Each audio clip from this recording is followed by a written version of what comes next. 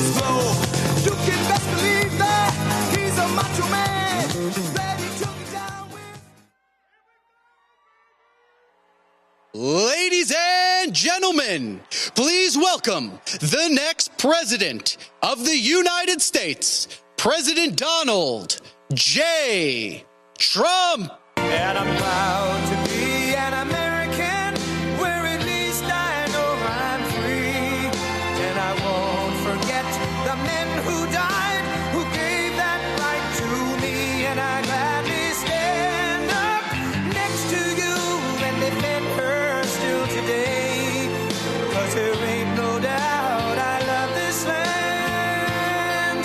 God bless the USA.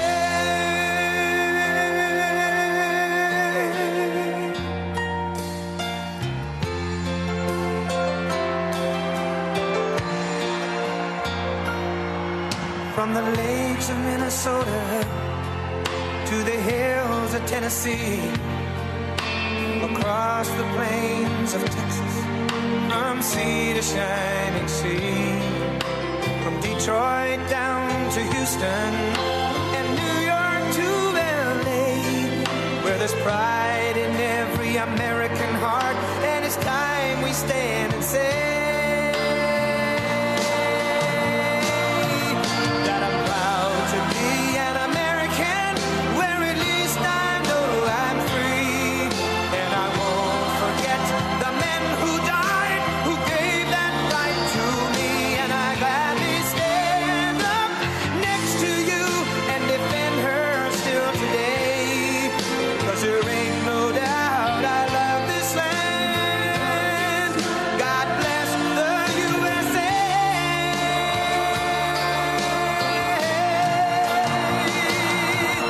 And I'm proud to be an American, where at least I know I'm free.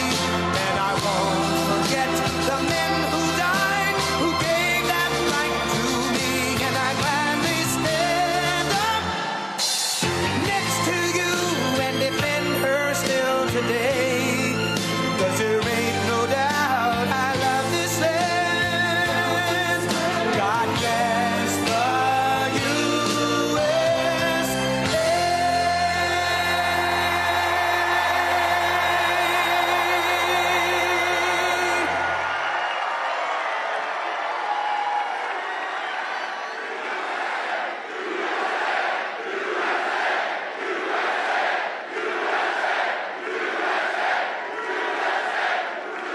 Wow, thank you very much, everybody.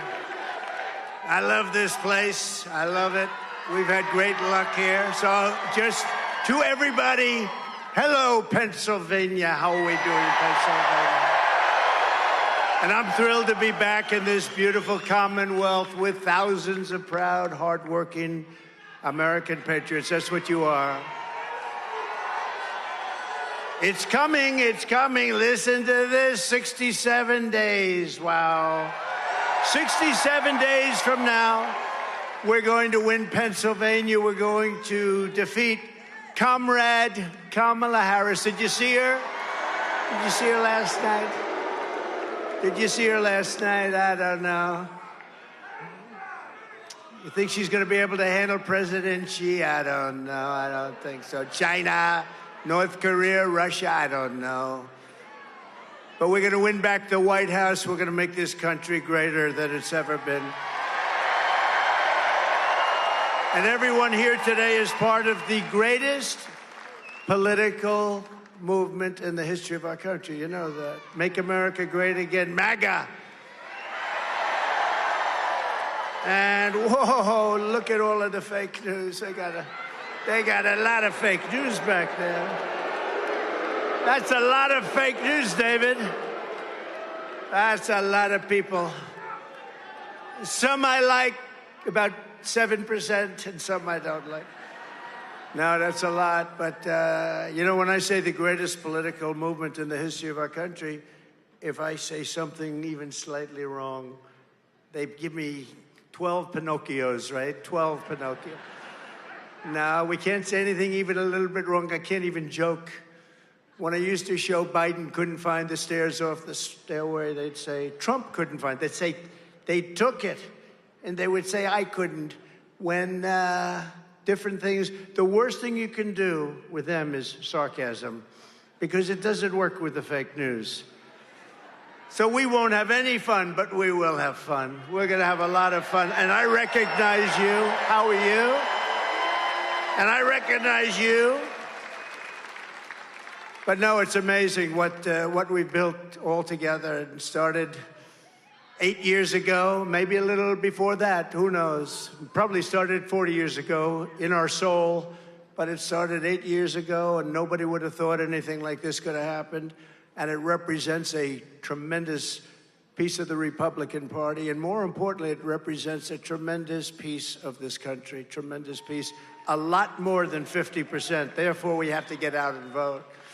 This past week, I was honored to receive 2 endorsements of former Democrats for president, Tulsi Gabbard and Robert F. Kennedy, Jr., and they're both great people. They were Democrats, as you probably know, and they felt very strongly about the endorsement, and I feel very happy to get it. Every day we are welcoming more Republicans, independents, traditional Democrats, and old-fashioned liberals. You know, they don't use that term anymore. They use progressive. We don't use that term. We like liberal better. Progressive sounds so good. It sounds progressive. They're not progressive. They're the opposite. Together, we're fighting to secure our borders, end the endless foreign wars, and defend the working people of America. And coming in, I heard some of the most beautiful speeches. I heard just beautiful, beautiful speeches. I want to thank all of the speakers that preceded me. Beautiful speeches. We're joining forces to defeat government corruption, restore free speech, and make America healthy again. We're going to make America healthy again, you know?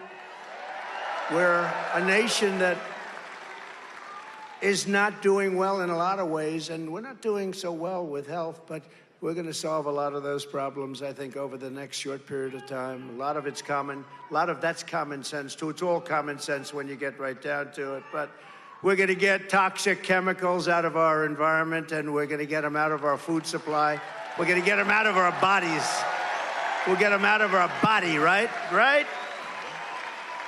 With victory this fall, we will enact this pro-family agenda, and we will bring back the American dream, bigger, better, and stronger than ever before. They never talk about the American dream.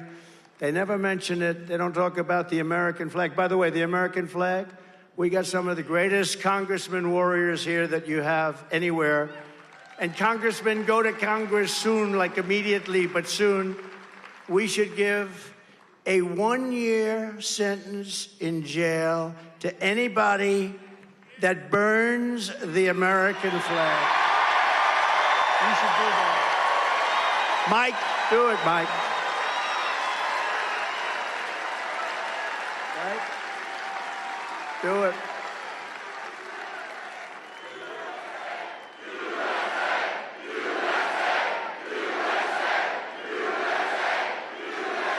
That looks so bad at the Democrat National. I always call it Democrat. You know, they want it to be called Democratic. I said, then change your name. They don't change their name. Sounds worse, so I use it. But at the Democrat National Convention, I watch those American flags burning all over the place. I think it's a disgrace. And they said it's unconstitutional to stop it. Like hell it is, okay? Like hell it is. It's not unconstitutional. It's like when I stopped the riots in Washington. They were taking down statues. They were having a lot of fun. They didn't know what they were doing, having a lot of fun. And I pulled out an old law from 1907, because we don't pass laws like that are tough. And it said, if you touch a monument, if you touch it, even touch it against the will of authority, if you take it down, but if you even touch it, you go to jail for 10 years. And there's no 9 years and 5 months, it's 10 years. And so I signed it. I took it out. It was dusty. It was old and dusty. Hadn't been used in 78 years, I think they said. And I signed it. I announced it. And I watched about 10,000 asses I could watch from the back as they left town. They were all gone. I knew there was a problem when they started ripping down a statue of Abraham Lincoln. I said, they're going to take down the statue of Lincoln? I don't think so. We're not going to let that happen. And we've got to be tough, because if you see what's happening in Aurora, Colorado today, did you see that? Where Venezuelan gang members have taken over parts of the city. They've taken over apartment houses because these stupid people that we have leading our country are allowing these people, these criminals, to come into our country, and we're going to get them the hell out of here. And this is just the beginning. Wait till you see what happens. Wait till you see what they're doing.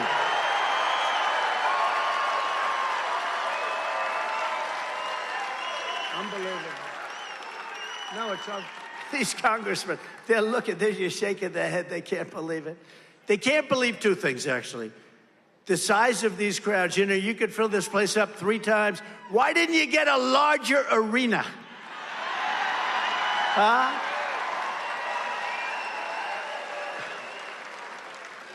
Somebody said, as we were riding by, oh, it's too bad the arena hasn't started filling up. I said, no, you don't understand. It's totally full, but the line goes back for miles. It's already full. But we got to do that, fellas, you know? We got to do it. Because I've been saying for a long time, I said, these people are coming in from prisons and jails. Nobody listened to me. They're murderers. They're drug dealers. If you take a look at Venezuela as an example, their crime is down 72%. Because they've taken their criminals from Caracas. They've taken their drug dealers. They're emptying their prisons into our country. Their crime is down. All over the world, crime is down. In the Congo, in Africa, 22 people deposited into our country. Where do you come from? The Congo. Where in the Congo? Jail. What did you do? We will not say that. You can imagine. Listen, they come from Africa. They come from the Middle East, countries that are not friends of ours. And they're coming by the millions, And these fools, Kamala, who's a Marxist, these fools are letting them come into our country, destroy our country. And I said, you know, did you ever see the hat? I don't want to brag, but they do have a big selling hat. You know what it says? Trump was right about everything, right? Front row Joes. Front row Joes. Right? No, but it's... Hey, look, if I ran one of those countries, I would be doing better than them at getting the people out. You run a country... The country's inundated with really tough people that are criminals. I want to get them the hell out. If I was the head of a country, the president of a country, if I was in charge of anything having to do with the country, I would have moved them out even faster than they're doing. They are moving people into our country at numbers that nobody's ever seen. And those countries are becoming safe countries. And wait till you see what's going to happen. You know, they're just getting acclimated. You know what that means, acclimated? They're getting used to a society that really goes too far. The only thing they go after is guys like Trump because he protests an election. That's the only thing they're good at going after. They don't go after criminals. They don't go after people that kill people. They don't go after drug dealers that kill, on average, 500 people during their lifetime.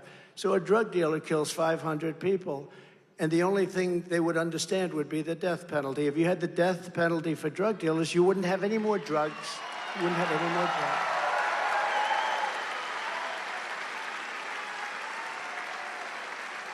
Instead, we form blue ribbon committees made up of our great First Lady and lots of people, like Steve Witkoff, great developer in New York. But they don't do this for a living. The only thing they understand, I went to China, I saw President Xi, had a good relationship until COVID came in, then I broke it off. That was too much. But I said to him, and I had a great relationship with him, and I will again probably. But I said, do you have a drug problem? 1.4 billion people. No, we have no drug problem. Why don't you have a drug problem? Because we have the death penalty, he said, for drug dealers. If they sell drugs, they die, he said.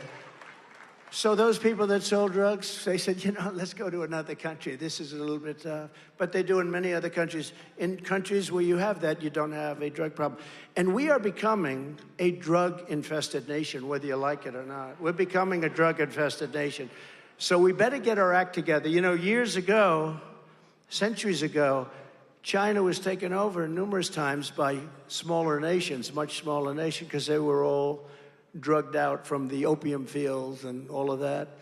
And then one of their very powerful leaders said no more, and they ended it. And we're going to have to end it too, because we're really a country that we're a failing nation in a lot of ways. What they've done to our country is incredible. What is Kamala, who's a total lightweight. Did you see her on television last night? This is going to be the president. This is going to be the president of our country? I don't think so. Sitting propped up in a desk with this guy, this Tampon Tim.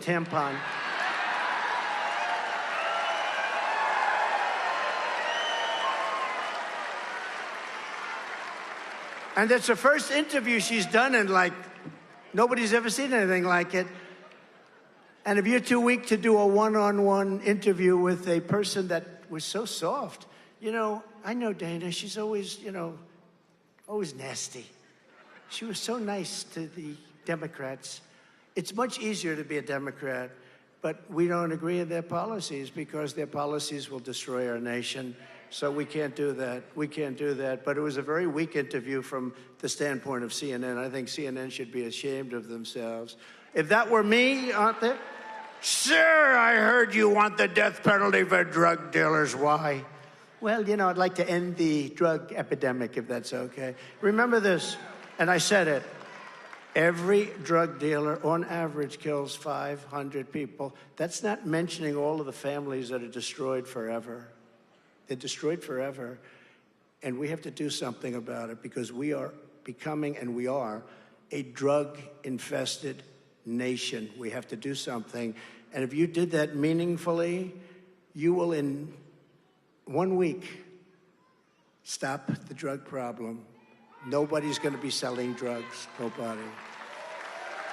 I don't know if the country's ready for it, but they should. We lost, they give you fake numbers, the real numbers. We lost probably 350,000 people last year to drugs, to fentanyl and other drugs. I had to deal with President Xi, who was going to put that on their ultimate crime list. That's where they give the death penalty. If they make it in China, they sell it here. He was going to give the death penalty. When we had a rigged election, what happened is when I left, they never picked it up. Biden never picked it up, so they never did it. But they were going to give the death penalty, which is their ultimate punishment. You can't get too much more ultimate than that. They were going to give the death penalty to the fentanyl makers in China if they make it and sell it in here. And they were going to do it because, otherwise we weren't going to do trade. Little things like, we won't trade with you anymore. We won't pay you billions of dollars anymore. So easy. So easy. But people like Kamala, she let San Francisco die. She destroyed probably the greatest city, maybe one of the greatest cities, but could be. A friend of mine, Bob Tisch, used to say years ago, he said San Francisco is the greatest city in America. That was probably 1670. He passed away, great guy. He passed away, but he used to talk about San Francisco all the time. Today, you can't walk into San Francisco. She destroyed it. She's the one that started it, too. She was the district attorney. Then she destroyed California along with Gavin Newsom. That one of the truly bad governors. But the fake news is doing everything possible, everything they can to help Kamala Harris. Do you ever notice nobody knows what her last name is? I go, okay, I'm going to give you the first name. Tell me the last name. I say, Kamala. They have no idea who the hell she is. But as they find out, you notice our poll numbers are starting to skyrocket. When they find out that she's a Marxist, when they find out her father, is a Marxist professor, that. When they find out that she was the one that destroyed California and San Francisco a long time ago, you can't have this. Look, we have to put our country back into shape. Somebody said, women don't like Donald Trump. I said, I think that's wrong. I think they love me. I love them. I love them. Speaking of them, North Carolina, these women, this is number 227 rally. And they've been to some other than rallies. 220. They're wealthy as hell. Look at them. They've got nothing but cash. Their husbands are great. But they allow them to go all over the country. They follow me all over the country. We have front row Joes over here. We got the women from North Carolina.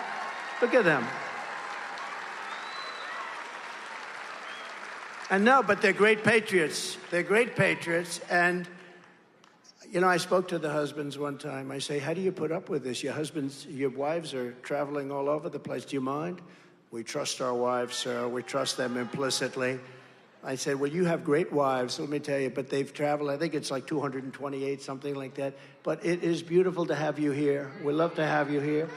Always perfectly coiffed. They're always perfectly coiffed, right? They're beautiful. They're great women, and we appreciate their being here. We appreciate you guys being here. You were here in Butler. They were there in Butler. I remember they were standing there in the front row Joes. You know what? They get here like 3 days early. They wait around for 3 days, 4 days. They probably got to know some of my guys by now. I would think they don't have to be quite so anxious. They're going to be, but they've done a great job. And then we have Mr. Wall, Irving Wall. Would you please stand up? Irving Wall.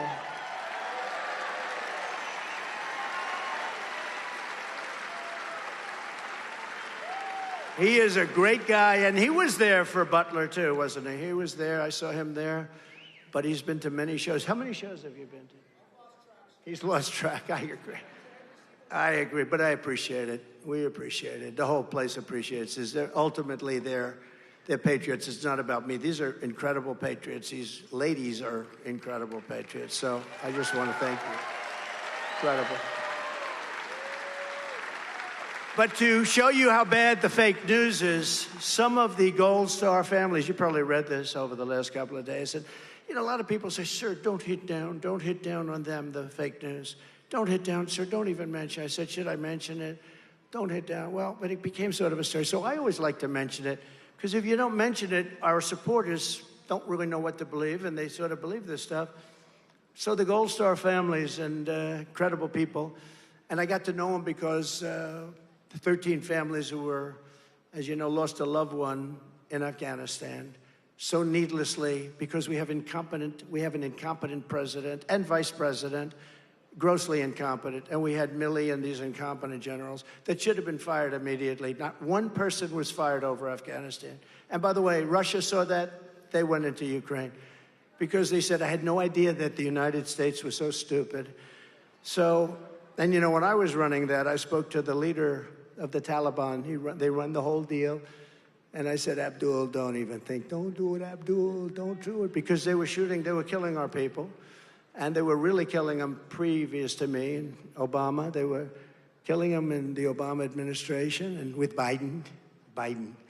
But how did he do in the debate? A friend of mine said, sir, what did you do?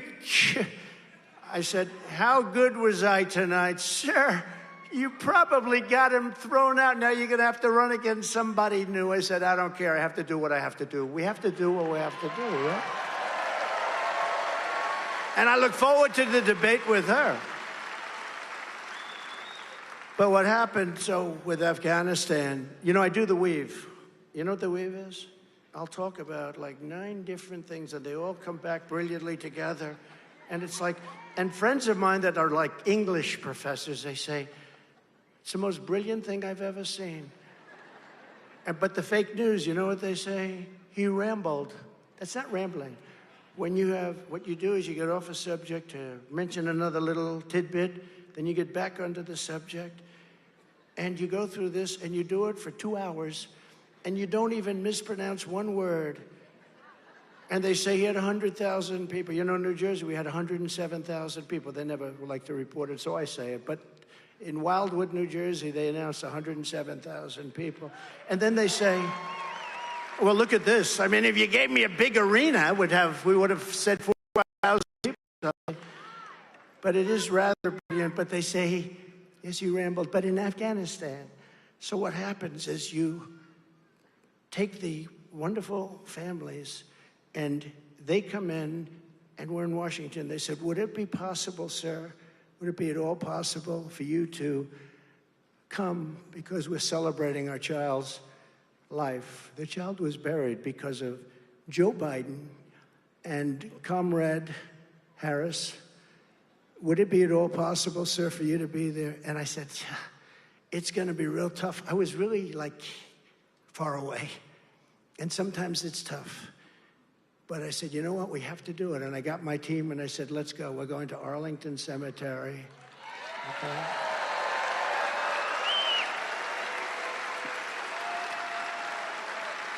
I said, we're going to Arlington.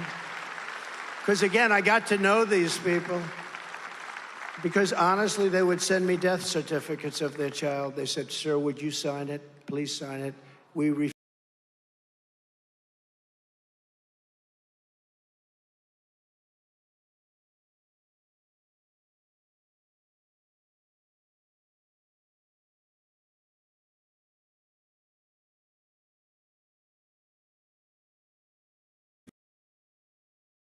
This, they left $85 billion worth of brand new military equipment that I bought because I rebuilt the.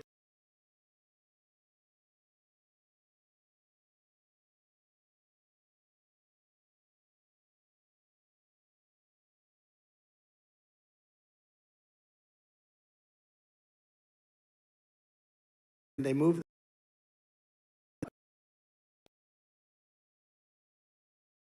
military out last for 8. After I spoke to Abdul, the leader of the Taliban, person was shot. We didn't lose a person for 18 months. In fact, Joe Biden got up on and he said, for 18 months during the Trump administration. Stupid, don't say that. Tell him. But it's true. For 8 lost it down to 5. The biggest in the world, had the biggest foot deep. You could land. Not because of away from where China makes it. A call from the people, sir, we're going to be going to Arlington to honor our children who were killed, and they are devastated, the people. I had them over at Bedminster, and they didn't think I'd see them. And they said, do you think we'll see him? And they said, well, we don't know. He'll try and make it. I ended up spending 4 hours late at night listening to music with all of the relatives of the people that were. I got to know them, and we were looking at John, we're listening to everybody, and the whole thing was beautiful. And you get to know them. They didn't think I'd see them, but at most I would spend 15 minutes, and I ended up spending many hours. So I got to know them. So they called up, and they said, do you think you could be there, sir? I said, I'll try if I can. And we really had to turn things around. Anyway, I got there. And we had a ceremony. We had the changing of the guard. No, we had a beautiful ceremony. And then they said, sir, could you come to the graves? Could you come to the graves? After the ceremony, they said, could you come to the graves? But I got like this big stadium. Something was waiting. I said, but I'm going to, because those people are the love of our lives. They are the love of our lives, right? And in all fairness, I can say there's the mothers, fathers, sisters, the brother, but the various people that we're talking about, depending on. who it is, but the various people, they say it to me, I'll say it to you. I mean, I don't think they can ever be the same. I said, is it better now? Because it's 3 years, is it better? No, it's not better. You know, they have an expression, time heals all wounds. But I said, is that expression true? No, sir. Maybe it's worse now, sir. It's devastating. These people are just so devastated. So anyway, we're there, and they said a prayer, different graves, one here, one there. Then they said to me, I'm not surprised. I never even thought about it. Sir, would it be possible for you to have a picture with us by the tombstone of my son? You know, the beautiful white tombstones, marble, beautiful, beautiful things, and carved, engraved with the names on them. I said, absolutely. I wasn't doing it I don't need publicity. I get a lot of publicity. I would like to get a lot less publicity. I would pay to get, I'm the only guy who would hire a public relations agent to get less publicity. Most hire to get publicity.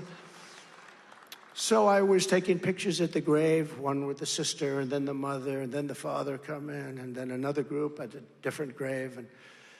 And it was so beautiful, and we left, and everything was nice. And then later on that day, I heard that we were using the graves of those soldiers for public relations purposes, you know? And that was all put out by the White House. Joe Biden killed those young people because he was incompetent. And then they tell me that I used their graves for public relations services, and I didn't. And I'll tell you what, it was a disgrace. And she was involved. Remember, she said she was the last person in the room, right, when they made the decision. And pulling out was okay, but not pulling out like a bunch of incompetent fools. And that's what they did. We had them in such a great position. But when I took those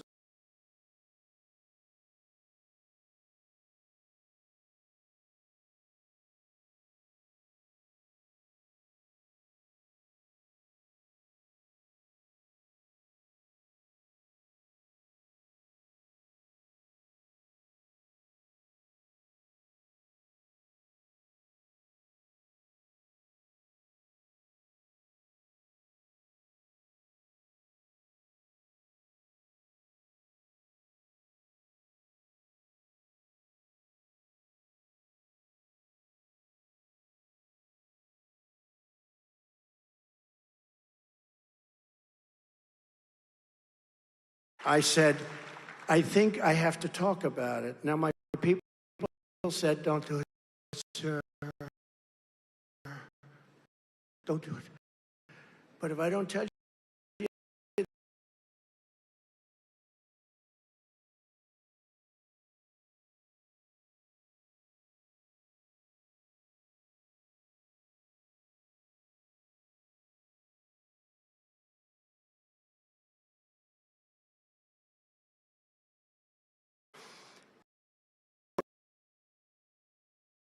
after reader, I'm happy about it. They are the enemy of the people. They are the enemy of the people. Stories about me, that's all they do is they write false stories. They're incapable. I could do the greatest thing. I got to tell you, I ran for office, and they were covering it viciously, but it was free. And I beat everybody. And I had a story on page 17. So I won, David. When I made a little speech or something, it's desperately trying to hide failures. How unfit she is to serve. She's unfit.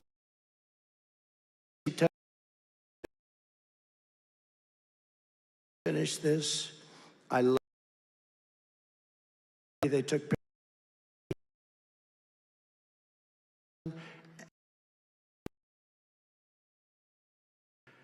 There was a daughter, frankly. I never met them, but I know everyone up and say, you know, And he could throw the ball so far. One day,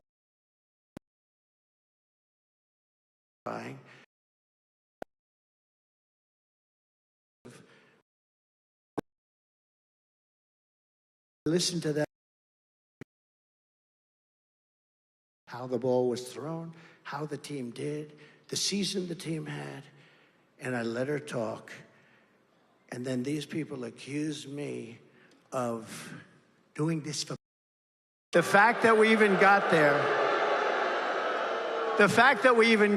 So I just want to, and they were so good. They said, how dare they do that? We asked him. They did ask me. And, you know, they actually, and we want him to be there always. And I just think that's great. You know, because this is, you know, she's anti-fracking. She's anti-everything. This has no right being here. She got no votes. She was nasty to Biden. She called him a racist and everything else. I look forward to that debate very much. But she called him a racist. Remember the school bus? All she can do, she can memorize a little bit, not a lot, but she memorized a little story about a girl taking a bus. And she used it on Biden. And so when Biden picked her, I was shocked because nobody treated him so badly as her. But let's take a look at the real Kamala Harris. Yeah, I am radical. We need to get radical about what we are doing and take it seriously. As President of the United States, I am prepared to get rid of the filibuster to pass a Green New Deal. There's no question I'm in favor of banning fracking. We have to have a buyback program, and I support a mandatory buyback program. I believe it will totally eliminate private insurance. Let's eliminate all of that. But would you support changing the dietary guidelines? Yes. You know, the food pyramid, what people Yes. to reduce red meat specifically. Yes, I would. Raise your hand if your government plan would provide coverage for undocumented immigrants. Where do you stand on defund the police? This whole movement is about rightly saying we need to take a look at these budgets. Harris asserted that ICE is perceived as the modern-day Ku Klux Klan. Are you aware that there's a perception? I see no. Are you aware that there's a perception? That puts ICE in the same category as the KKK. Is that what you're asking me? I see no parallel. I'm not finished. I see none. And yeah, I am radical. We need to get radical about what we are doing.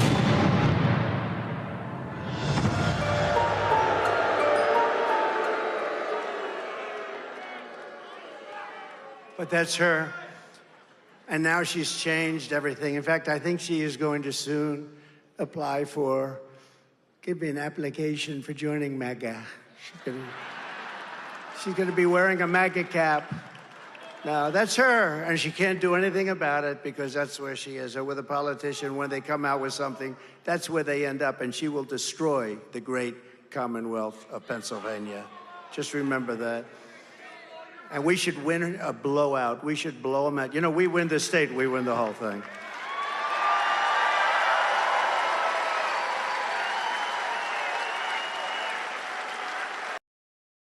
Itchy, David, don't we? No, he's on our side. You know what he's showing? At Butler, an amazing thing happened. You had two American flags very far apart, held up, I think, by different cranes. They were very big flags, beautiful flags, and they were waving. And as that horrible event was taking place, the wind blew the flags together, and they formed a perfect angel. I don't know if we have it, but it was a perfect angel was formed. I'll tell you, a lot of things happened. If we have it, put it up. If we don't have it, that's all right. That's it. That's it. That's it. He had the angel. He held up the angel, and our people went after him. No, he's on our side. He's on our side. Thank you very much. It's very nice. I've never seen banners so beautiful, right? No, he's on our side. I mean, the problem is if he was on our side, you know, we can have 35, 40,000 people trying to get in. And if one person stands up and says, I don't like you, Trump, it becomes a headline. Major problems, right? No, but he is on our side. Thank you very much. That's nice. For nearly 4 years, Comrade Kamala Harris has overseen a nation-wrecking border division, flooding our communities with 20 or 21 million, and it could be much more than that. And don't listen to 15 and 16. You're way gone. Those days are gone. 20 million illegal aliens from 158 different countries as of now.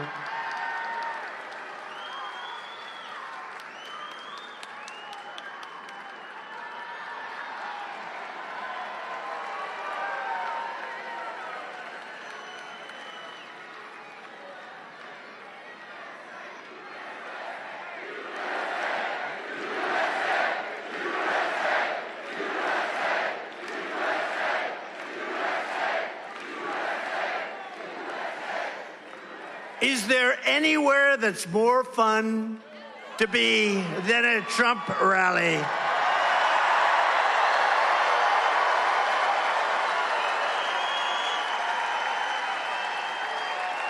Right? There's nowhere. There's nowhere. It's nice Friday. You know what? And we have plenty of time. Friday afternoon. Steve is here. David's here. All my friends are here. We have the best son in the world here. But all my friends are here, and let's just take our time and have a good time, right? Or should I hurry it up? Should we give you the short version or the longer version? Harris lost. Listen to these numbers, though. Seriously, if this were a Republican, they'd be stringing them up. Now listen to this number, because you have to understand what it means. 325,000 children have been lost. They've been allowed to be trafficked all across our borders. She flew in illegal aliens by the hundreds of thousands, and many of these were young children. But we have no idea where, think of the number, 325,000 children are missing. Many are dead. Many are involved in sex operations. Many are working as slaves in different parts of probably this country and probably many others. But she was the border czar. Now she says, I wasn't the border czar. But she was. It was headlines, border czar, border czar. But now she doesn't want that term. But whether she was a border czar or not, she was in charge of the border. 325,000 children are missing. She created a fast pass entry program to speed the admission of illegals into all of our ports of entry. And remember when they said, no, we're gonna, oh, now they have a new line. We created a strong border. No. They keep saying it over and over. The worst border in history. But they think if they keep saying it over and over, most people aren't like us. They're not that, they drive a cab. They're carpenters, they're electricians, they're accountants, they're lawyers. They're not like into it other than they like Trump. They like our policies, because it's not about me. This is not about me. I had a nice life. You can ask my friend. I had the greatest life. I could go to the most beautiful places, look at the most beautiful oceans in the world. Instead, here we are, and I'm happy as hell to be with you. I like it much better. I like this much better.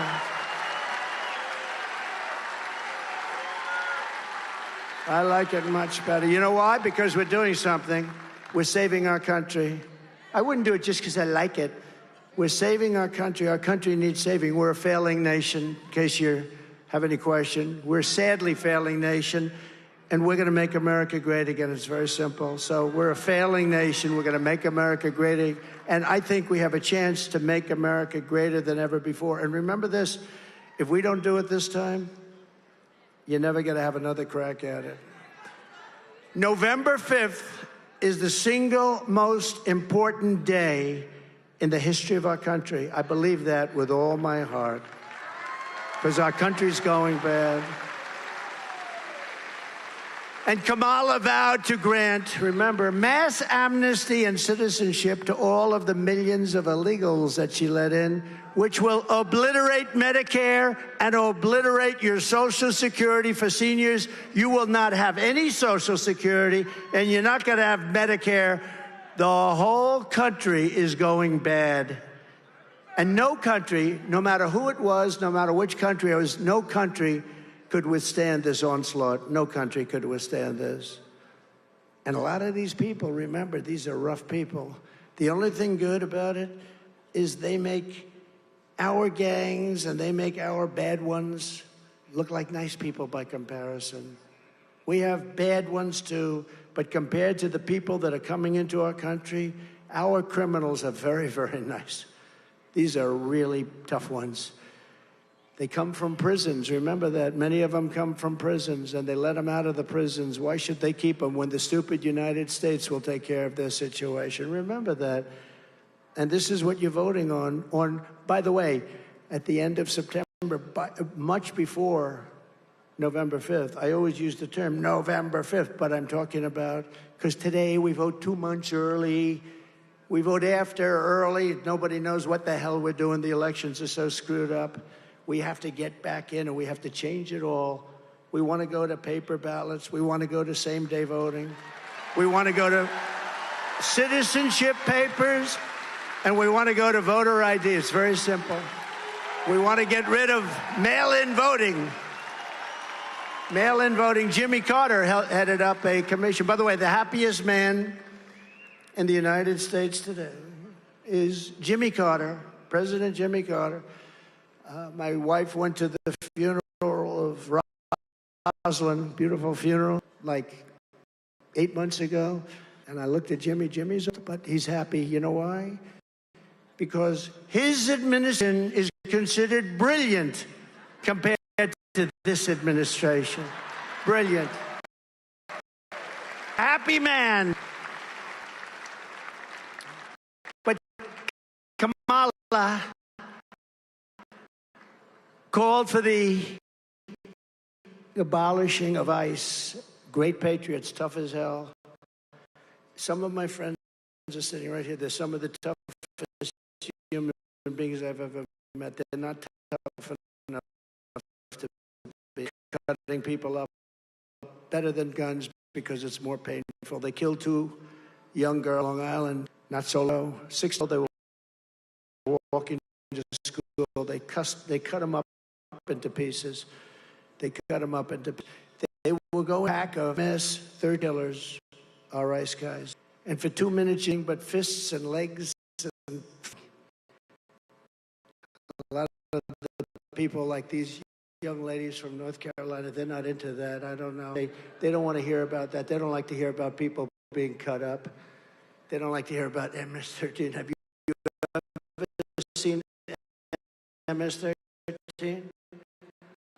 These places, and they would start fighting. At the end of 2, 3, it's over. Stand up, and they'd take these thugs into paddy wagons, and they'd bring them the hell out of our country, get them out. And the problem we had, as you probably heard, was that the countries wouldn't take them back. Honduras, all of these, El Salvador, Mexico, but they wouldn't take them back. They wouldn't take them back at all. And when I came into office, I said, we got to get these MS-13 killers. We had thousands of them in our country. They were set out by the countries where they came from, mostly those countries I just named. And a general told me, sir, we can't do that. They won't take them back. I said, why? Because Obama tried very hard to take them back. Barack Hussein Obama. Had you ever heard of Barack Hussein Obama? Remember Rush Limbaugh? Barack Hussein Obama. Rush, the great Rush Limbaugh, right? We miss Rush. We miss him. But they wouldn't take him back, and the general said, sir, they won't take him back. They put planes on the runway when we're about to fly in. They'll take commercial jets, put them on the runway so he couldn't land. They'd stop buses, so they'd bring them there, and they'd have to turn around. Couldn't get them in for years. I said, General, how much money do we pay them in aid? Sir, I'll find out. So he comes in the fight. So we give them $700 million a year. By the way, it sounds like a lot. That's peanuts compared to what we give them. But it's still a lot. Sir, we give them $750 million. Okay, you let them know that effective immediately, they're no longer getting any foreign aid. They're no longer getting any help. No more help. So the time went by, and I came into the office the following morning, nice and early, which I do. And what happened was very amazing. All three countries, these three countries called me, the heads of the countries. Sir, there seems to be a problem. What? Is there anything I can help you with? I heard you're very disturbed about us. Yeah, you're sending over in the caravans your thugs, your killers, and your MS-13 gang members, and you're not letting them come back into your country, and we're bringing them back. If we have to do, I don't give a crap what we have to do, we're bringing them back. Sure, please, sir. We would be delighted to take MS-13 back. They're wonderful individuals. I said, does that mean you take back? Well, sir, I understand you're no longer making payment to us. I said, that's right, and you'll never see that money again. You better open up. Sir, we would be delighted to take them back. All you had to do was ask. 10 minutes later, I get a call that the same conversation. Could have put it on tape. It would have been identical. Sir, is there a problem? Yeah, you're not taking your criminals back into our country. We will do so. And we took out MS-13 by the thousands and thousands and thousands. And now they're probably on back through this weak and pathetic administration that we have. Kamala has provided deportation immunity to the vast majority of criminal aliens. Immunity meaning you can't get them out. Living inside the United States, she's imported MS-13 gang members back into our country. Nothing's going to happen good with MS-13 gang members.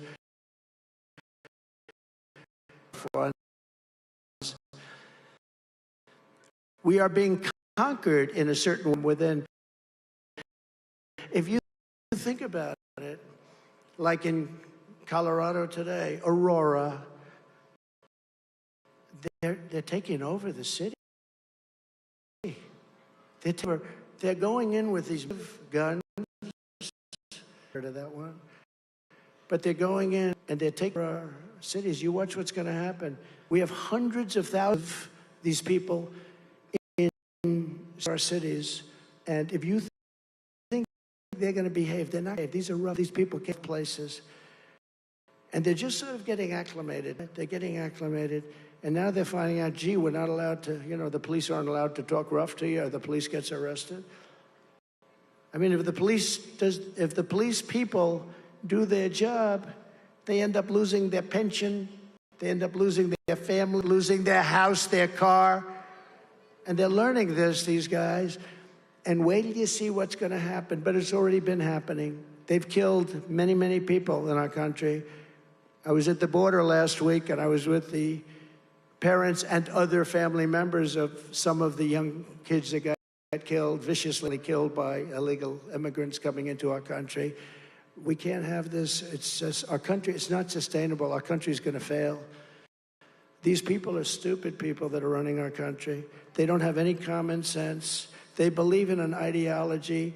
And if you look at Kamala and you look at what she's done to every place she's touched, has turned to shit. Every single place she's touched.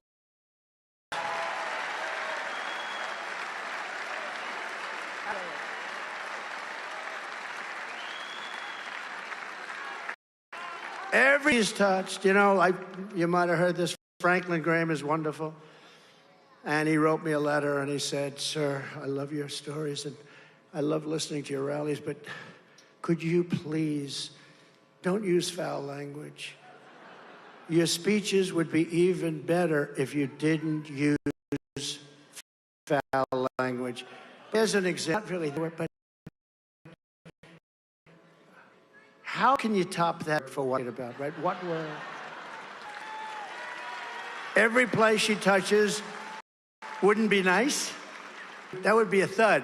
It would land with a thud. No. And Franklin's probably right. I'm not sure I agree with him, but he guy actually. But he did say that to me. He said, Please don't. And so I try and avoid it. My wife also, she says, please don't use foul language. But it's hard. You know, there's some words that can't be duplicated. They can't. I try, but it can't be duplicated. Comrade Kamala launched a radical left war on Pennsylvania energy that will destroy the economy of your state. On Kamala's first day in office, she shut down the Johnstown pipeline, which I approved. She shut down drilling on all federal land. She re-entered the disastrous Paris Climate Accord. Do you know what that was? That was the worst deal, other than it sounds so nice, the Paris Climate. It basically said that this country is screwed. It said this country is going to pay billions and billions of dollars. Other countries are going to pay nothing. China, as an example, pays nothing because they consider it a developing nation. We're not. We better start developing fast, or we're not going to have a country left. So I terminated it. We pay billions of dollars. Russia pays nothing. China pays nothing. India pays nothing. And they won't pay for years, but we pay because we're a bunch of suckers. And I terminated it. And one of the things that Harris did, because she's the one that pushed it, is they renewed it for even more money than they were paying before. It's the craziest I've ever seen. You'd almost think they hate our. Kamala Harris surrendered our independence, spent hundreds of billions of dollars on the Green New scam. She's trying to take away gas stoves, and she's vowed repeatedly that we will ban fracking. We will always ban fracking. She just said it today. I saw it, a clip from like 2 years ago. She said, no, I'm in favor of fracking, like last week. Oh, I'm in favor. Then they say clips. We will ban fracking. People in Pennsylvania are smart. They fall for. She will destroy. If you don't have fracking, you don't have a commonwealth.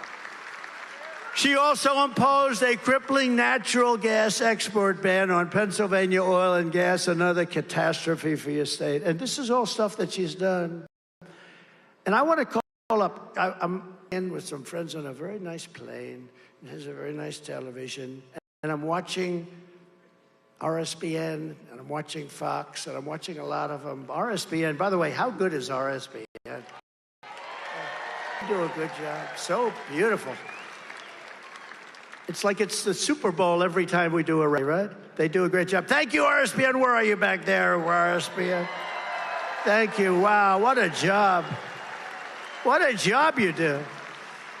But we were watching, actually, RSBN, and there was a man there named Mark Caskey, the founder of Steel Nation, and he made the greatest speech. And it wasn't necessarily a Winston Churchill type speech, because Winston didn't wear a pith helmet, and Winston's hair wasn't quite as long as Mark's hair. And Winston was brought up in the Oxford tradition, but it was actually just as good. He actually gave me ideas. I thought I was the one that was exposing how bad it's going to be in Pennsylvania and our country if we stop doing the fossil fuel thing, because in Germany they stopped, and the country was around the build a coal plant a week, and Angela is no longer with us. She's no longer with us. But where is Mark Caskey? Is he still around? Oh, look at him right here. Oh, he's probably shocked. I don't know who the hell he is, but you gave the greatest speech. Would you come up? Can I shake your hand? Man, you are something, Mark.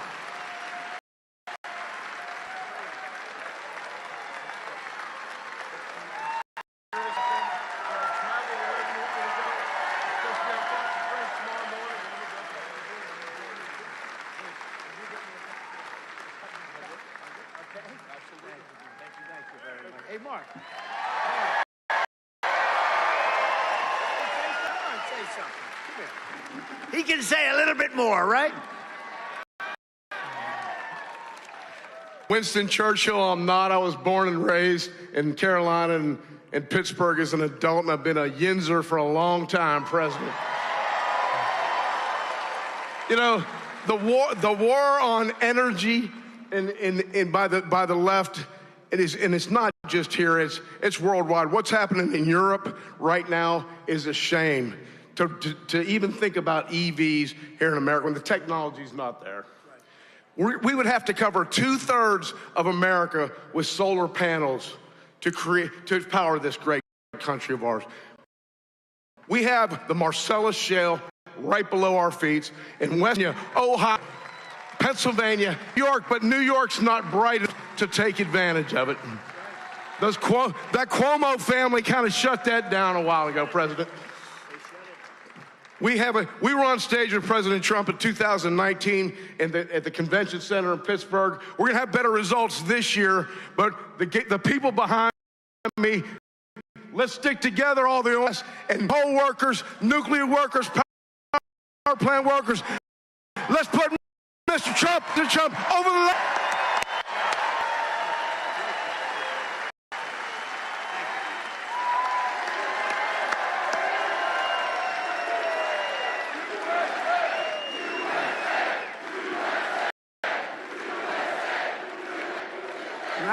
I'm watching Mark, and, you know, he's talking about all the things that happened when they shut down everything. They then closed up Keystone XL. People forget. I had it approved. I approved it. It wasn't going to happen. Billions of dollars had been spent. I approved it. They came in. They shut it down. The only one they didn't shut down was the Russian pipeline going through Europe, right? Nord Stream 2. Nobody ever heard of Nord Stream 2, Mark, until I came along, right? Russia was building the biggest pipeline in the world, going to Germany and various other countries in Europe. Countries that we defend against Russia. Think of this. So we defend them against Russia. With NATO, we pay billions and billions, far more than we're supposed to be paying, because they had a lot of people that were delinquent. But after this, they all paid. They defend us if we don't pay. I said they all paid. Took about, Obama used to make a speech. Bush came in, made a speech, and leave. And you know, remember this. Under Bush, Putin to land.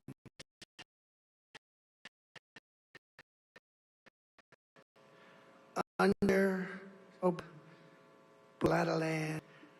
Under Biden, he's trying to take all of the land, all of the land. Under Trump, he took nothing. Right, Mark? Mark said, right, Mark, you have that speech, please? It's give me a copy. But no, he named like 6 things that happened immediately. One of them was so big because the Keystone XL pipeline was a big deal, and that was going to bring a lot of oil. It was going to go in. You know, this pipeline's underground. It's safer than trucks, I guess, right? A lot more efficient. It was a big deal, and I came in immediately. But you didn't approve Nord Stream. I shut down Nord Stream. Russia was with me. Putin, if you're supposed to be my friend, I'd hate like he is my enemy. It was the biggest they've ever done. It was shut. And then this guy came in who's got a low IQ, very, very low. Now he's got maybe no IQ. You have to check it out. Immediately, the first thing he did was approve the Nord Stream pipe. And then they'd say, Mr. Congress, oh, look who we have. Byron, stand up, please. Superstar of the future. He's already a superstar. He's a superstar of the future. Byron Donalds, Florida. Wow, that's nice to have here. That's good. He's great. He's great. He knows exactly what I'm talking about. That one is smart. And you have some that aren't quite so good. But we have a group of people that are really great. But so I stopped Nord Stream 2. Stopped it cold. Wasn't going to. This guy comes in, he approves it. Then they say, oh, Trump was nice to Russia. I wasn't nice to Russia. But you know what? Getting along with Russia is a good thing, not a bad thing. Getting along with these people is a good thing, not a bad thing. It's a smart thing to do. I got along with Kim Jong-un of North Korea. Remember, I walked over the first person to ever walk over from this country, and we also looked at his nuclear capability. It's very substantial. You know, getting along is a good thing. It's not a bad thing. The fake news was say, likes Putin or Putin likes him. Let me tell you, they said, President Xi likes Trump. That's a good thing, not a bad thing. But we were tough with China, too. We took in hundreds of billions of dollars worth of taxes and tariffs. No other president took in 10 cents. When we win on day one, I will tell Pennsylvania to drill, baby, drill. We're gonna drill, baby.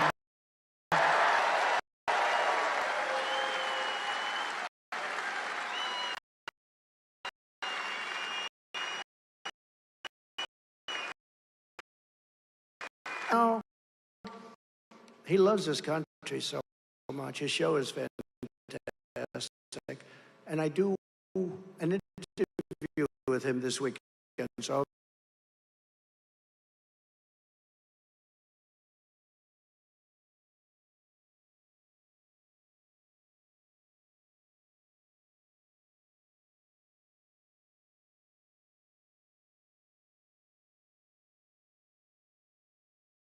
he's great. But he said something to me. He said, you know, he loves his country so much. His show is fantastic. And I do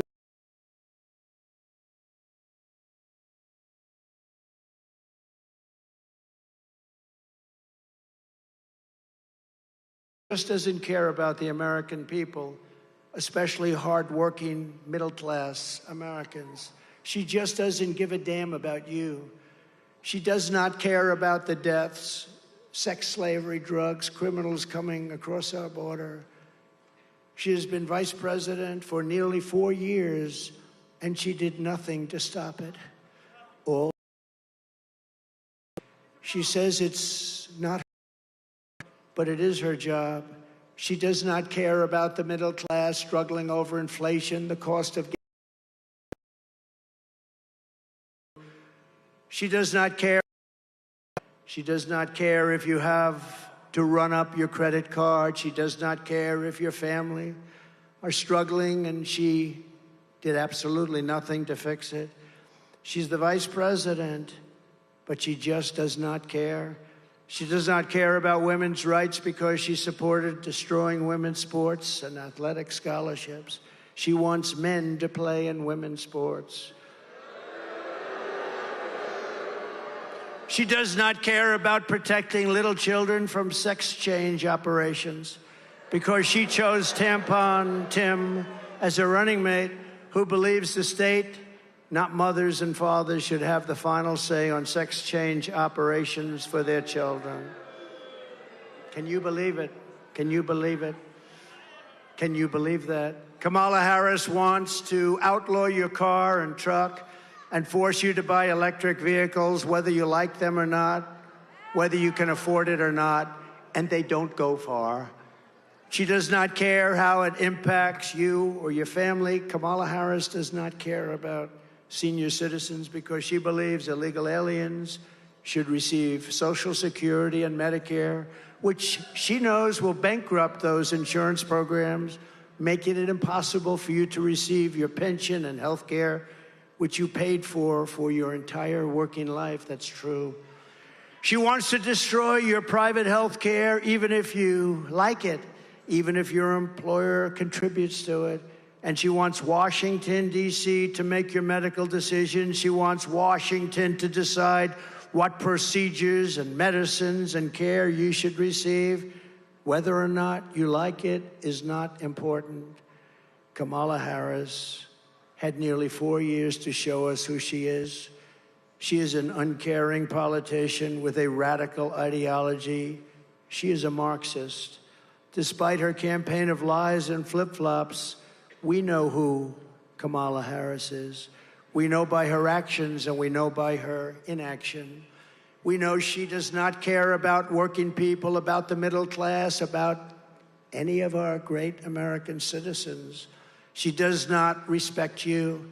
Ask the families of the 13 service member heroes who died during the surrender of Afghanistan if Kamala Harris cares about our young people. Just ask them that question. Does she care about our military? The answer is no. Ask the cops in the street trying to protect you from murderers, rapists, and thugs if Kamala Harris cares about law-abiding citizens. Ask the families of women raped and murdered by illegal aliens and the teenagers cut to shreds by gangs from El Salvador and Venezuela if Kamala Harris cares about you. Harris has opposed school choice for poor inner-city kids. She's opposed police in schools to protect your children. And she's defended stocking school library shelves with filthy graphic books. She refused to prosecute pedophiles who molested your children. When she was DA and AG in California, two places she absolutely destroyed. Does this sound like someone who cares about children? Kamala Harris has failed you. She has failed as vice president. She has broken trust with you. She has done nothing for the middle class, working families. She's done nothing even for hardworking people. Your eyes don't lie. You see it. We all see it. She's sitting as the vice president of the United States, and yet nobody knows who the hell she is. She does not give a damn about you. This is the real Kamala Harris, and now she wants a promotion. Well, I'm here to give her a demotion, not a promotion.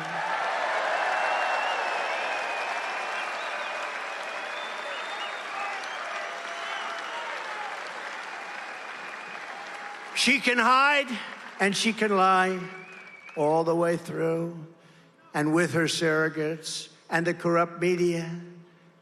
But the truth is coming out. Right now, it's already coming out much faster than I thought. The American people are smart.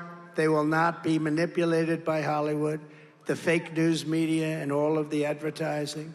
And you deserve a president who respects you, talks to you, who levels with you, and who always has your best interests at heart. This November, we are going to tell Harris that we've had enough, that we can't take it anymore. You've done a terrible job. Kamala, you're fired. Get out. Get out.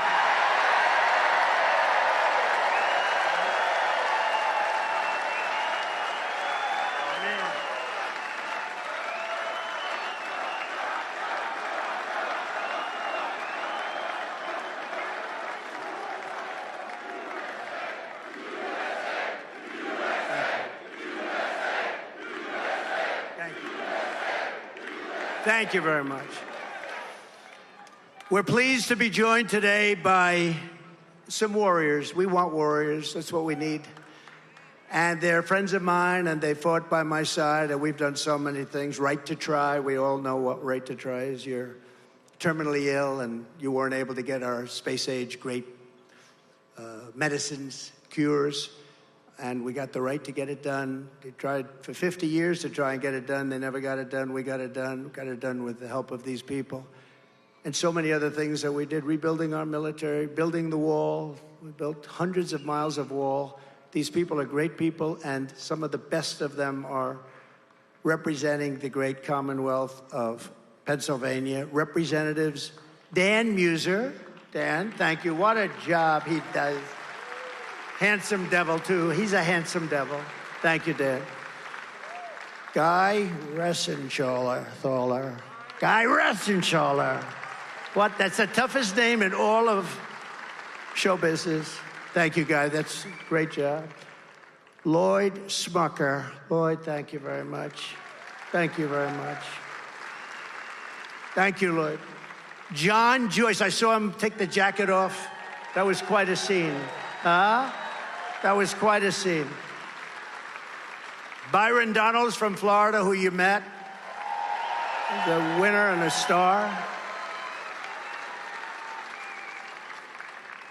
And a man who, right from the beginning, was with me. He's a tough guy, too. He used to sit outside. It was like 10 degrees below zero, and he wouldn't wear even an undershirt. And he's not that pretty to look at, I'll be honest. But he's a tough cookie.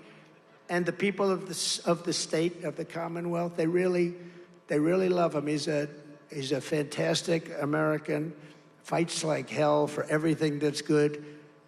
Congressman Mike Kelly. right? How's that? Good job for you? Thanks, Mike. Good job, Mike. Today he's wearing a shirt. I don't want to see him without a shirt. Ambassador Carla Sands, who did a fantastic job a little while ago, and she was a great ambassador. Thank you, Carla. Beautiful job today. The mayor of Slippery Rock, John David Longo. John, thank you. Thank you, John. Great job. And the man who's going to defeat your terrible Senator Bob Casey. Bob Casey, by the way, just say, look, I don't want to spend. Nobody knows who the hell he is. His father was there a long time. He's there a long time. They're tough to beat. You know, I was telling them that they are tough to beat. But this guy's a hero. He's a star. He was a brilliant student. Everything he ever did, he went to Wall Street. He became like one of the biggest people. And I know I just see it. Some of these guys, they've been there for years and years, and I'm not knocking them. They're survivors. What they are is survivors more than anything else. But this guy is an outstanding person. This guy is not a survivor. He's somebody that can really turn the country around and somebody that we need. And maybe I'd like to have him come up and say a few words. Dave McCormick, please. Come on up, Dave.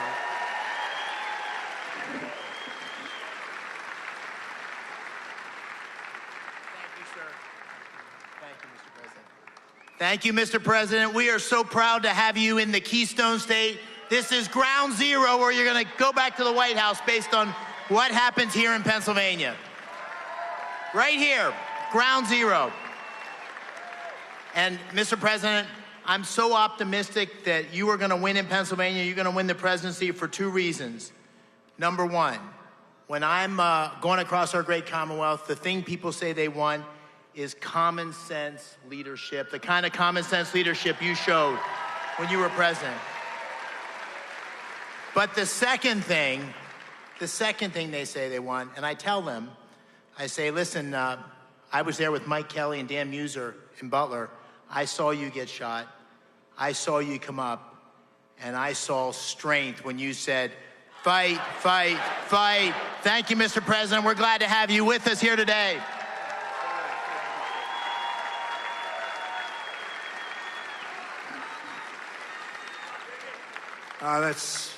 He was there, by the way. He had just left the stage, actually. That was good timing. That was good timing. Just left the stage, right? I said, say hello to Dave. And then it began, a horrible thing. Also with us are Bob and Sherry Kepka. Where's Bob? I got to see Bob. Where is he? Where the hell is Bob? My golfing buddy. Bob Kepka. So he's the son of two great golfers, and they're both phenomenal people. One is Brooks. He's one of the best in the world. He just won last week. That is oh, look at him. He's shooting me as I'm talking. You can't do that. You're supposed to be standing up listening to every word. He's shooting it. I can't believe. Okay, so, hey, Brooks, your father's doing a great job. Your family is the greatest. But Brooks is one of the greatest players in the world. He's got 5 majors already as a young man. 5 majors, that's Hall of Fame all the way, right, Steve? And I'll tell you, he gets it from somewhere. He gets it from that guy, because that guy can play. We play each other, but Trump can play too. We play each other, we have a good time, right? We have to say hello to the family, you two boys, everybody, okay? Thank you. Thank you both. Sherry, thank you. Great guy, great family. And 2 amazing Puerto Rican musical legends. They're legends, Justin Quiles and Anuel. Do you know who they are? Do you know who the hell they are? Come up here, just fast, fellas, come on. Because I don't know if these people know who the hell you are. But it's good for the Puerto Rican vote. Every Puerto Rican is going to vote for Trump right now. We'll take. Hi, fellas.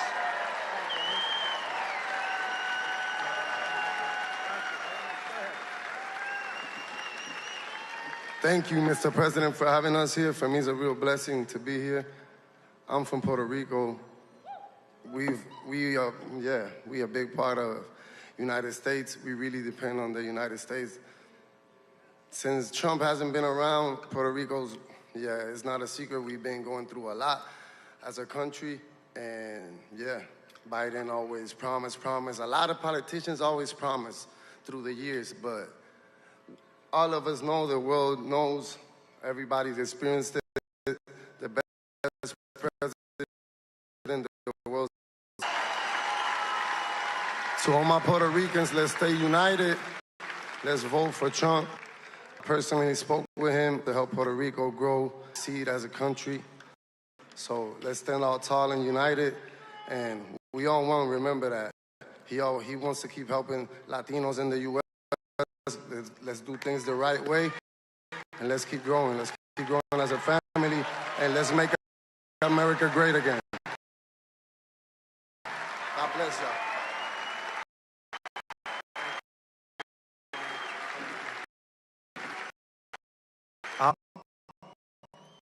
I like you because I always say this, you're not a puppet. I love that about you. Yeah, I really do.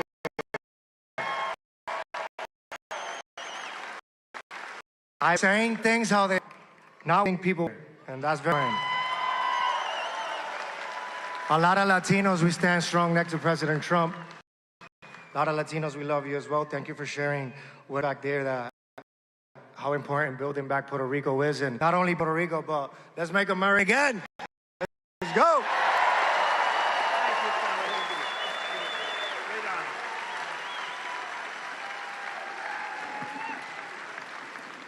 Wow, that's great. That's really nice. Great honor, fellas. Very talented guys, too.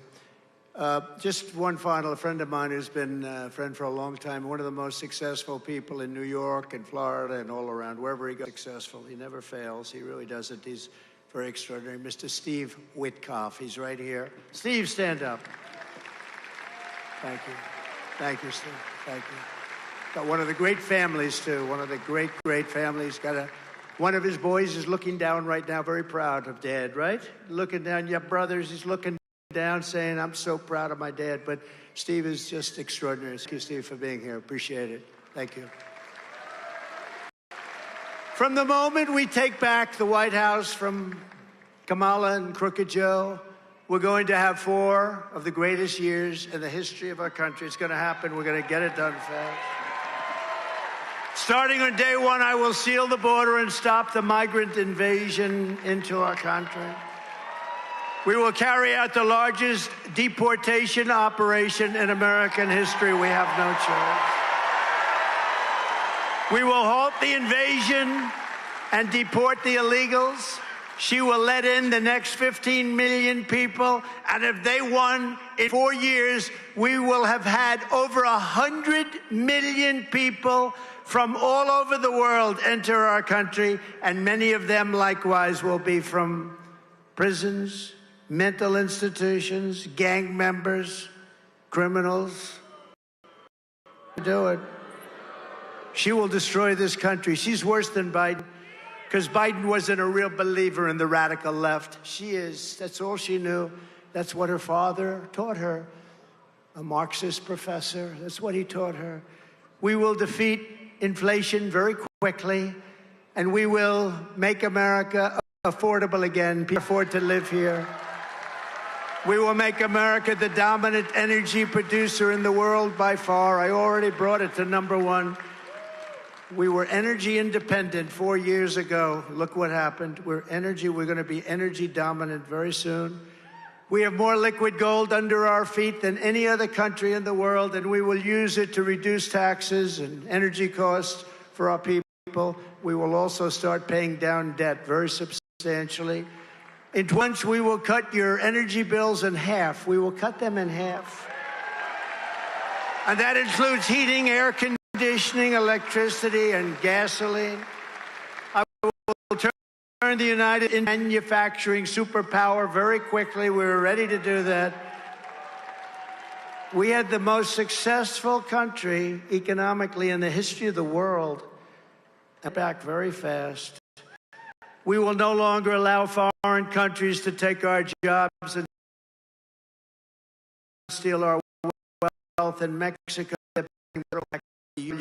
No, that's why the people are for me within the UAW, United Auto Workers. but they're building massive plants. They're owned by China. They think they're going to make cars, sell them into the United States. No, they're not. I will put a 200% tariff on every single car, and no car will be coming to the United States. We will make our own products and buy far less from foreign countries that we are buying right now, other countries that make us pay a tax to do business with them will be charged the same tax when they send their product into the United States. It will be called the Trump Reciprocal Trade Act. So if China or any other country charges us a 100% or 200% tariff or tax, we will then charge them a 100 or 200 mandate.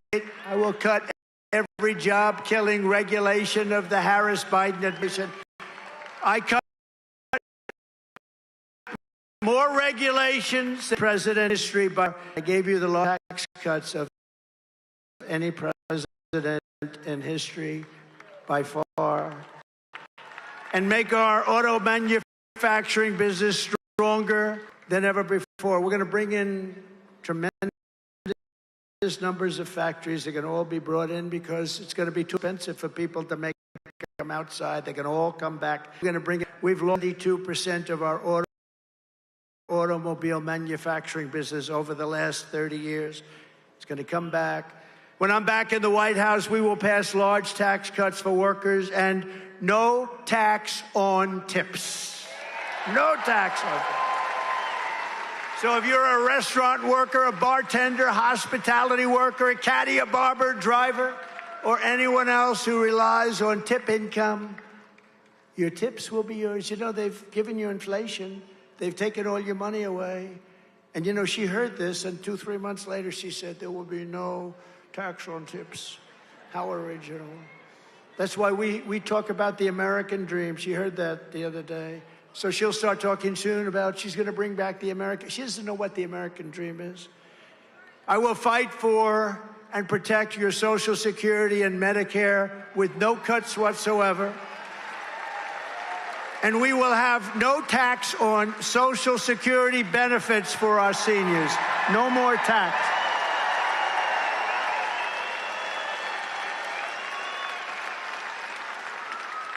Yesterday, I made a major new announcement. If I'm elected this November, for the first time ever, your government will pay for or require insurance companies to pay for all costs associated with IVF fertility treatment. We want more babies to be born in America. We want more babies. We need them. We need them. We will cut wasteful and unnecessary spending, and we will terminate the Green New Deal and spend that money on roads, bridges, real infrastructure, and paying down debt, not fake infrastructure that has caused massive inflation with no benefit whatsoever to our country.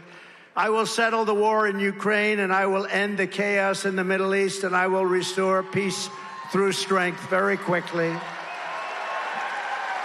We will end the weaponization of government against the American people. We will protect religious liberty, and we will end the war on Christmas is back. Remember?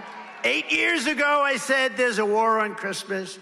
They were afraid to say Merry Christmas, and we had it won, but now with how much can it take? But we will stop that very quickly. Just don't buy. Anybody doesn't say Merry Christmas, you don't buy, and that'll be back very, very quickly. When I return to the White House, I will also stop the indoctrination of your children and protect your parents' rights. We're going to protect parents' rights. We will rebuild our cities, including Washington, D.C., making them safe, clean, and beautiful again. In Washington, D.C., you leave the Commonwealth, you want to go see the Washington Monument, and you end up getting stabbed. You look at dirty roads with bad barricades, with graffiti all over the marble. It's going to be cleaned up real fast. We're going to take it over. We're going to run it properly. And we're going to have tough law enforcement. People aren't going to be shot in Washington, D.C. anymore. And we will keep the U.S. dollar as the world's reserve currency. It's fading. We're not going to let that would be like losing a world war. You can't let that happen. Then we would be a third world nation. This is how we will end the era of inflation, mayhem, and misery under Kamala and Crooked Joe. We will unleash safety, prosperity, and peace for Americans of every race, religion, color, and creed. Together, we will deliver low taxes, low regulations, low energy costs, low interest rates, low inflation, so that everyone can afford groceries, a car, and a home. We will stop the invasion, end migrant crime, support our police, strengthen our military, build a missile defense shield all around our country.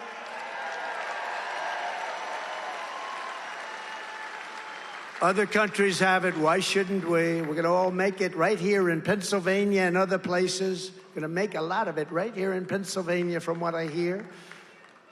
But Israel has it. It worked. 300 rockets shot. 299 got shot down. One got pretty seriously hit.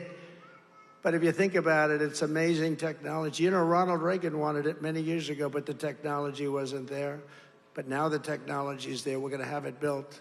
We're going to have that dome built right over us. We're going to have a beautiful, safe country. One way or the other, we're going to keep it safe.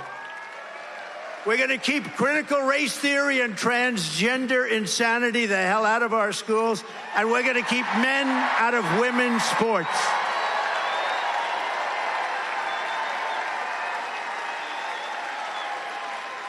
We will defend the Second Amendment, restore free speech, and we will secure our elections.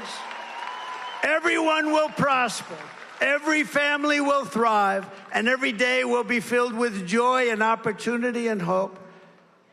But for that to happen, we must defeat Kamala Harris, a Marxist, and we must stop her country-destroying liberal agenda once and for all. We have to stop it. And I think a lot of things are happening. Look, people are seeing who she is. All you had to do is watch yesterday. Give me a break. That's not a president.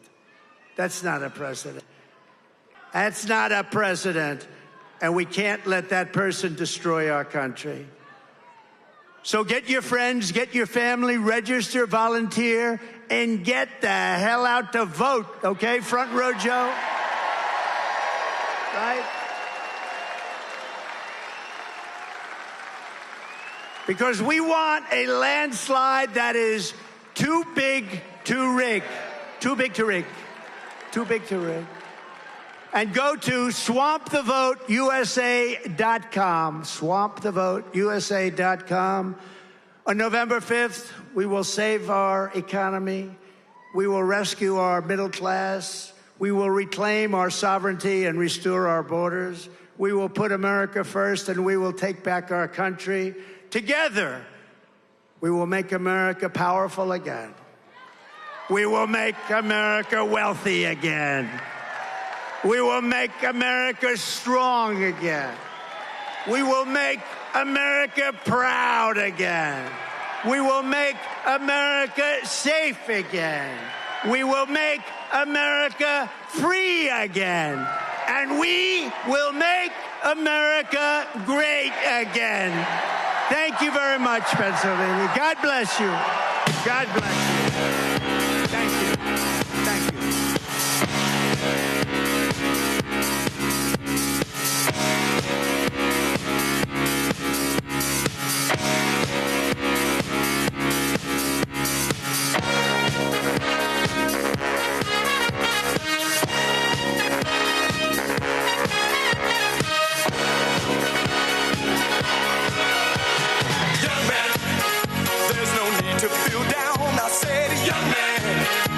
Yourself off the ground. I said, young man, 'cause you're in a new town. There's no need to be unhappy, young man.